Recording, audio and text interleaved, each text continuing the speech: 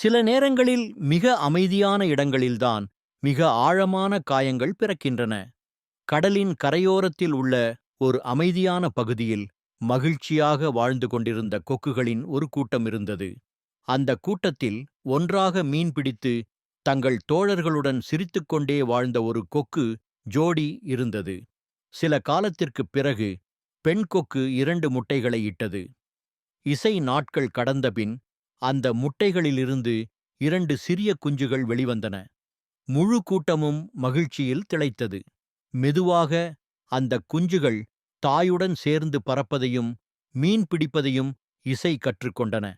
அந்த கூட்டத்தில் இசை அவர்கள் இருவரே ஒரே வயதினர்.